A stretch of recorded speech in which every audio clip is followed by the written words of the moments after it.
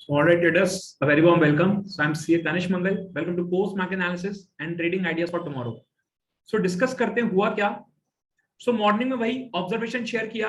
अपना निफ्टी जो था MACD बता रहा था बेयरिश है, और 15 मिनट्स का चार्ट जो है वो भी बेयरिशनेस बता रहा था मार्केट में कि थोड़ा बेयरिशनेस रहेगा. ये निफ्टी का 5 मिनट्स का चार्ट है. 5 मिनट्स के चार्ट्स पे लेवल शेयर किया था कि कौन कौन से लेवल इंपॉर्टेंट है.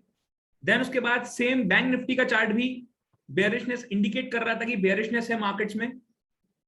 15 मिनट्स का चार्ट भी बता रहा था बेयरिशनेस है, सारे इंपॉर्टेंट लेवल मार्क थे, और 5 मिनट्स में भी सारे इंपॉर्टेंट लेवल शेयर किए हुए थे कि कैसे क्या रिएक्ट करता है. ओके, बस वेट करना था अपने को प्राइस के क्लोजिंग होने का, प्राइस के ओपन होने का. ठीक है, मार्केट ओपन हुआ गैप डाउन, बहुत बढ़िया गैप डाउन ओपन हुआ. जब इतना बड़ा गैप डाउन हो जाए, हमें वेट करना है प्राइस एक्शन की, कैसे प्राइस एक्शन बन रहा है. ओके, सो ये गया, यहां से ऊपर गया. ये ऑलरेडी एक 16,500 का बहुत स्ट्रॉन्ग सपोर्ट या रेजिस्टेंस था. ठीक है, अब रेजिस्टेंस था तो लग रहा था कि प्राइस वापस से इसको टेस्ट करने दो, यहां तक आने दो, और यहां कोई अगर नेगेटिव पैटर्न बनाएगा तो हम यहां पे शॉर्ट जा सकते हैं. ठीक है, प्राइस गया ऊपर ऊपर ऊपर, ब्रेकआउट करने की कोशिश किया, अगेन इस लेवल के नीचे आ गया, अगेन इस लेवल के नीचे आ गया, और प्राइस वापस से फर्स्ट 5 मिनट्स के लो के आसपास प्राइस आ गया. प्राइस वापस से ऊपर गया, नीचे आया, ऊपर गया, नीचे आया, तो साइडवेज ही घूमता रहा. सेम बैंक निफ्टी में हमने जो ट्रेड किया वो ट्रेड किया बैंक निफ्टी में. क्यों? बैंक निफ्टी ज्यादा वीक लग रहा था. क्या शेयर किया था कि निफ्टी जो था वो इंपॉर्टेंट रेजिस्टेंस लेवल पे था, देखते हैं कैसे प्राइस रिएक्ट करेगा. ओके, कैसे प्राइस रिएक्ट करेगा, लेवल सब शेयर थे. उसके बाद हुआ क्या, ये सबसे इंपॉर्टेंट पार्ट आया है, जहां पे मैंने बोला कि both nifty and bank nifty at important resistance level. तो दोनों ही निफ्टी और बैंक निफ्टी एक इंपॉर्टेंट रेजिस्टेंस लेवल पर था. अगर आप देखोगे बैंक निफ्टी में एक गैप लगा हुआ था, सारा लेवल शेयर थे, सारे लेवल शेयर थे. ये देखो, ये गैप लगा हुआ था, और मैंने बोला दोनों निफ्टी और बैंक निफ्टी दोनों ही इंपॉर्टेंट लेवल पे हैं, इंपॉर्टेंट रेजिस्टेंस लेवल पर हैं. ठीक है, इंपॉर्टेंट रेजिस्टेंस लेवल पर हैं, और हमारे सारे इंडिकेटर्स बेयरिश सिग्नल दे रहे हैं, तो हम लॉन्ग जा नहीं सकते. उसके बाद क्या हुआ फिर एक पैटर्न आया. ये एक परफेक्ट एंट्री पॉइंट आया. यहां पे एक परफेक्ट एंट्री पॉइंट आया. एग्जैक्टली इसी लेवल पे मैंने एंट्री पॉइंट शेयर किया था कि ये जो है एक बेयरिश कैंडलस्टिक पैटर्न बन रहा है, पर इशू सिर्फ यही था, ये जो पैटर्न बन रहा था, ये बेयरिश कैंडलस्टिक पैटर्न बन रहा था. बस इशू सिर्फ यही था कि इसमें वॉल्यूम्स नहीं आ रहे थे, पर ये बेयरिश कैंडलस्टिक पैटर्न था, गैप फिल हुआ, गैप फिल होने के बाद वापस से बेयरिश कैंडलस्टिक पैटर्न बना, और यहां पे हमने स्ट्रेटजी लगाई, ऑप्शन सेल किया, कॉल ऑप्शन सेल किया, और उसके ऊपर का बाय किया, और यहां पे एग्जैक्टली इस लेवल के आसपास हमने प्रॉफिट बुक किया. तो एकदम परफेक्ट लेवल था. फिर यहां से प्राइस ने वापस से यहां पे सेम इस लेवल पे सपोर्ट फेस किया, ऊपर गया, नीचे आया, ऊपर गया, और साइडवेज घूमता रहा. तो ये ऑब्जर्वेशन था, ये सारा एनालिसिस जो है शेयर हुआ था. ये ट्रेडर्स कम्युनिटी ग्रुप की बात कर रहा हूं मैं. और एक और छोटा सा स्कैल्पिंग किया हमने, लॉन्ग साइड जाने का थोड़ा सा छोटा सा स्कैल्पिंग किया. ये एक पैटर्न नजर आ रहा था बैंक निफ्टी में, अपना डिसेंडिंग ट्रायंगल पैटर्न. अपना जो हायर टाइम फ्रेम में जो MACD था वो थोड़ा बुलिश बता रहा था. और उसके बाद जो था यहां पे एक हाई वॉल्यूम कैंडल आया, और जैसे ही हाई वॉल्यूम का हाई गया, यहां पे फिर एक बाइंग अपॉर्चुनिटी थी. ये वाली कैंडल की बात कर रहा हूं मैं, ये वाली कैंडल पे. ओके, ये वाली कैंडल पे बाइंग अपॉर्चुनिटी थी. ये वाली कैंडल पे इस कैंडल ने हाई वॉल्यूम कैंडल का हाई खाया, और एक मूव आया, और पर मूव आने के बाद सस्टेन नहीं कर पाया, वापस से प्राइस नीचे ऊपर, तो मैं कहीं ना कहीं कॉस्ट टू कॉस्ट पे निकल गया था. ठीक है, तो ऐसे प्रॉपर ऑब्जर्वेशन करने की जरूरत होती है. उसके बाद और क्या शेयर हुआ था, दो बहुत बढ़िया स्टॉक्स शेयर हुए थे. एक हुआ था आपका एशियन पेंट्स। एशियन पेंट्स में हमने प्रॉफिट बुक किया और HUL में हमने प्रॉफिट बुक किया। सो एशियन पेंट्स का बता रहा हूं आप लोगों को, ये देखो, ये एग्जैक्टली 958 के आसपास शेयर हुआ था एशियन पेंट्स। 3043 एक स्ट्रॉन्ग लेवल पर है, ये ऊपर जा सकता है।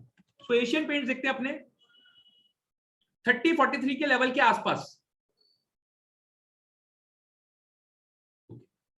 10 बजे के आसपास शेयर हुआ था, यहां इस लेवल के आसपास, इस कैंडल के आसपास शेयर हुआ था, इस कैंडल के आसपास। तो ये एशियन पेंट्स कर क्या रहा था, यहां पे ऊपर गया और यहां पे प्राइस जो था होल्ड कर रहा था, ब्रेकआउट आया और क्या मूव आया, और हमने एशियन पेंट्स में एक अच्छा खासा प्रॉफिट बुक किया। तो परफेक्ट मूव था, पहले से ही एंटिसिपेट कर लिया था कि ये मूव दे सकता है, इसको आप ट्रैक कर सकते हो। सो एग्जैक्टली 10 बजे के आसपास, और क्या ट्रेंडिंग मूव देखने को मिला, और कहीं पे भी प्रॉफिट बुकिंग नहीं आ रही थी, एकदम भाग रहा था ट्रेंडिंग मूव में, ऊपर जा रहा था, थोड़ा सा नीचे, फिर ऊपर, प्यार से आराम से ऊपर जा रहा था। एक और में प्रॉफिट बुक करवाया, एक और हमने स्टॉक ट्रैक किया था, हिंदुस्तान यूनिलीवर लिमिटेड। सो हिंदुस्तान यूनिलीवर लिमिटेड को बता रहा हूं मैं आपको, ये देखो, ये शेयर हुआ था 10 बज के 10:47 पे, 10:47 पे। ट्रैक HUL बाइंग जोन है 2500, 25 और 30, 2525 और 30 के आसपास। स्टॉप लॉस क्या है 2515। तो 10 बज के 47 मिनट पे, 10:47 पे देखते हैं क्या था इसका ऑब्जर्वेशन। 10:47 ये लेवल के आसपास, ये लेवल के आसपास शेयर हुआ था, ठीक है, कि यहां से आप 2525-30 के आसपास आप बाय कर सकते हो, और स्टॉप लॉस होगा 2520 के नीचे। और ये देखो यहां पे भी एक बहुत बढ़िया रैली आया, यहां पर भी एक बहुत बढ़िया रैली आया। तो हमने दोनों में प्रॉफिट बुक करवाया, और यहां पे टारगेट भी अच्छे खासे हुए, और रिस्क रिवॉर्ड रेशियो बहुत फेवरेबल था, रिस्क रिवॉर्ड रेशियो बहुत फेवरेबल था। सो ऐसे वर्क करते हैं, ठीक है, ऐसे हम लोग ऑपरेट कर रहे हैं, ऐसे लाइव मार्केट में एक्टिव रहते हैं। ऑफ कोर्स लॉस भी होते हैं, जैसे वैसे 3 दिन में तो अभी तक एक ही लॉस हुआ है हमें, एस्कॉर्ट्स का लॉस हुआ है। तो एस्कॉर्ट में भी वो स्विंग बेसिस पे था, इंट्राडे नहीं था, तो उसमें हमने लॉस बुक किया है। जैसे कि इस कैंडल पे एक यहां पे ब्रेकआउट हुआ था, ब्रेकआउट होने के बाद ये रीटेस्ट करने आया था, तो रीटेस्ट पे एंट्री थी, रीटेस्ट पे एंट्री थी, उसके बाद प्राइस इस कैंडल के नीचे क्लोज हो गया, तो हम काट के निकल गए। तो ऑफ कोर्स लॉस भी होता है, पर कम होता है, और जनरली गेन होता है तो ज्यादा होता है, ठीक है। तो ये हुआ ऑब्जर्वेशन। अब बात करते हैं निफ्टी और बैंक निफ्टी में लेवल्स कौन कौन से इंपॉर्टेंट है मंडे के ट्रेडिंग सेशन के लिए। तो 15 मिनट्स के टाइम फ्रेम की बात करूं, तो यही रेजिस्टेंस एक इंपॉर्टेंट है, ये जो रेजिस्टेंस एक इंपॉर्टेंट है, ये सपोर्ट लगा हुआ है, और अगर इस सपोर्ट के नीचे आता है, इस सपोर्ट के प्राइस नीचे आता है 16,350 से लेकर 75 के नीचे आता है, तो 16,140 150 तक कोई लेवल है नहीं, 165 के आसपास, तो ये रेंज एक इंपॉर्टेंट हो जाएगी। तो अगर ये रेंज टूटा, ये रेंज टूटा, तो ये रेंज में ट्रेड करने लगेगा, ठीक है। तो अभी ये रेंज है, ये रेंज में ट्रेड कर रहा है, और अगर इस रेंज का ब्रेकडाउन आया तो ये वाली रेंज में ट्रेड करने लगेगा Nifty, okay. So bank Nifty की बात करते हैं। बैंक निफ्टी वही गैप था, गैप फिल हुआ, बहुत बढ़िया फिल हुआ गैप, गैप फिल होने के बाद बैंक निफ्टी नीचे आया, यहां पे सपोर्ट ले रहा है, बार बार सपोर्ट ले रहा है। अगर ये इसके नीचे निकलता है तो 34,600 के लेवल ओपन है, 34,600 के लेवल्स ओपन है, एक को 400 पॉइंट का मूव बैंक निफ्टी में देखने को मिल सकता है, ओके। या पॉसिबिलिटी है यहां पे होल्ड करके वापस से ऊपर मूव कर जाए। तो देखना है कि ओपन कैसे होगा, बैंक निफ्टी, निफ्टी ओपन कैसे होगा, कैसा कैंडल बनाएगा फर्स्ट 5 और 15 मिनट्स में। तो बात करते हैं स्टॉक्स की, कौन कौन से स्टॉक आप ट्रैक कर सकते हो। देन एक स्टॉक है कैडिला हेल्थ केयर, सो इसको आप ट्रैक कर सकते हो।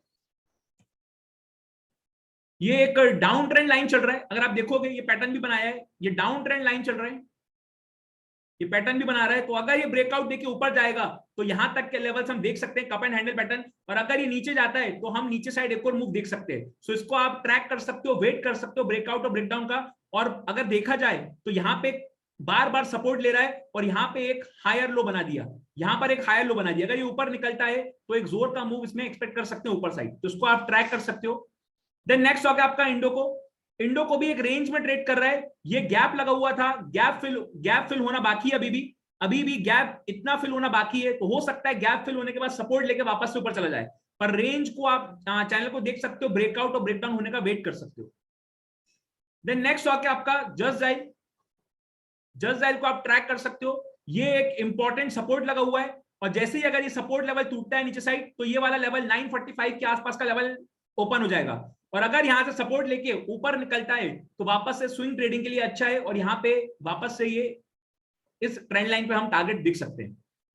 देन नेक्स्ट हो गया आपका जी शिप। तो जी शिप में भी एक डाउन ट्रेंड लाइन लगा हुआ है, प्राइस जो है इस रेंज में ट्रेड कर रहा है। तो अगर ये रेंज का ब्रेकडाउन आता है तो वापस से 280 के आसपास देखने को मिल सकता है रेंज, और अगर ये ऊपर जाता है, ट्रेंड लाइन का ब्रेकआउट करता है, तो 313 और 14 के बीच के टारगेट्स हमें देखने को मिल सकते हैं। देन नेक्स्ट हो गया आपका पावर ग्रिड। पावर ग्रिड भी एक रेंज में फंसा हुआ है। ये देखो बहुत बढ़िया, आज हुआ क्या है, आज गैप डाउन हुआ है और रेंज में चला है। सब सारे स्टॉक में यही हुआ है, गैप डाउन और रेंज में मूव कर रहा है। ओके, तो ये रेंज इंपॉर्टेंट है। तो हाई और लो जो भी टूटता है, एक जोर का मूव अनएक्सपेक्टेड है। तो सारे लेवल शेयर है, अगर ये ऊपर साइड जाता है तो ऊपर मूव दे सकता है, और अगर नीचे साइड जाता है तो ये ट्रेंड लाइन या फिर ये वाला लेवल जो है ये सपोर्ट फेस कर सकता है यहाँ पे। ओके, सो इसको आप ट्रैक कर सकते हो।